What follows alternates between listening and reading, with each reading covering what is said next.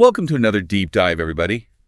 This time, we're taking a trip over to Taiwan to explore the Yilan dialect, a unique offshoot of Taiwanese Minnan, or Hokkien, and we've got some great source material you've given us to work with. Yeah. Minnan Dictionary, and what seems to be a guide to common Yilan phrases. Right. So, really our mission today is, what is it that makes the Yilan dialect so unique? And what does it tell us about the region itself?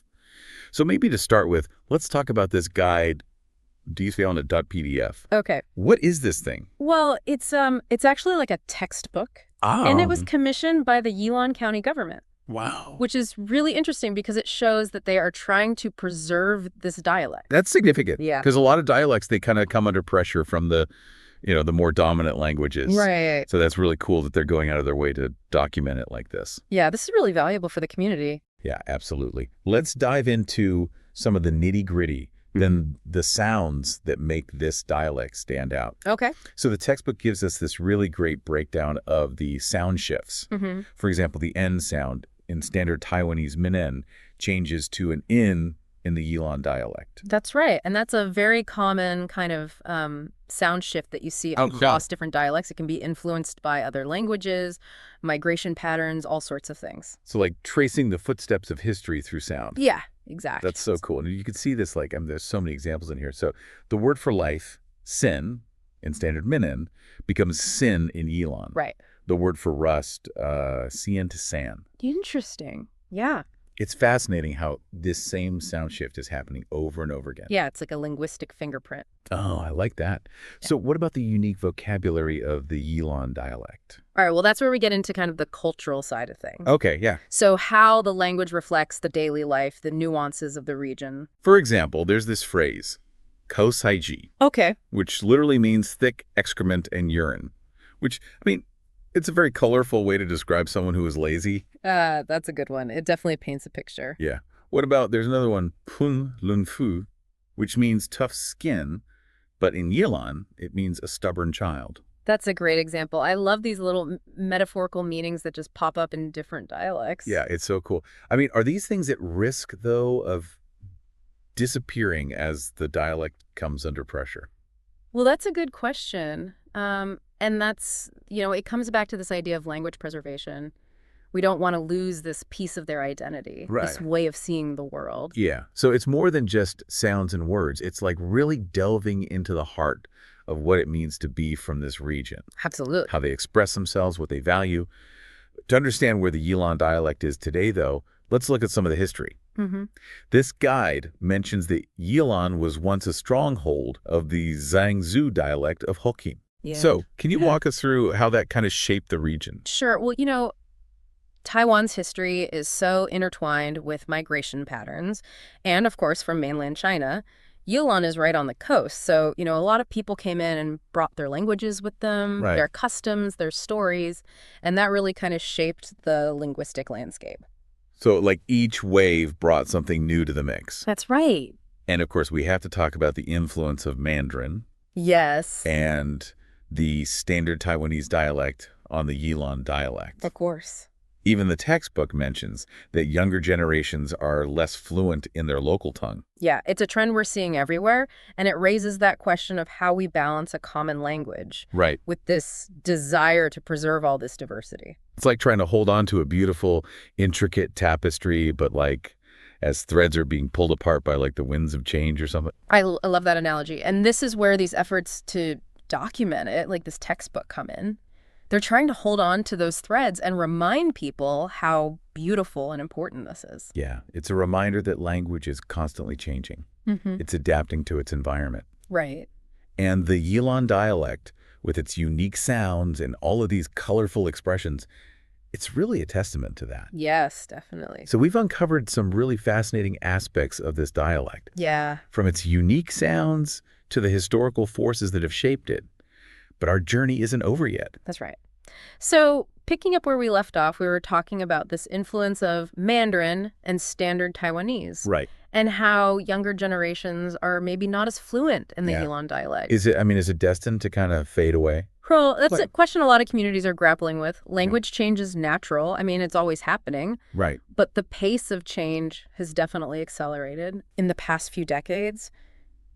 Globalization, mass media, increased mobility, Mhm. those have all contributed to this. It's almost like, if you have a plant that's used to a certain amount of sunlight and Yeah. all of a sudden you put it under a high-powered lamp, Right. it might not be able to adapt in time. That's a great analogy. And I think it highlights this need to really understand Yeah. what are the forces Yeah. driving this rapid language change. So in the case of the Yilan dialect, we're talking about the dominance of Mandarin Right. and education and government and the media. Exactly. That makes sense. If kids are growing up hearing and speaking more Mandarin, then naturally their proficiency in the Yilan dialect is going to decrease. Right.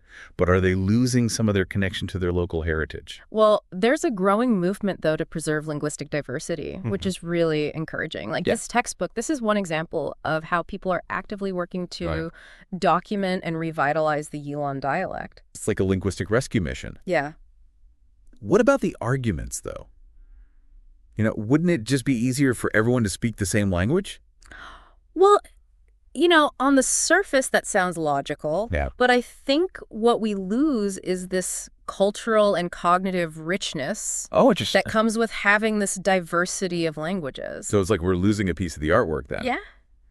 It might still be beautiful, Mm-hmm. but there's something missing. Exactly. There's this depth and this vibrancy. Mhm. And there's actually evidence that speaking multiple languages Yeah. can boost cognitive flexibility, creativity, problem-solving skills. So learning dialects could actually make you smarter.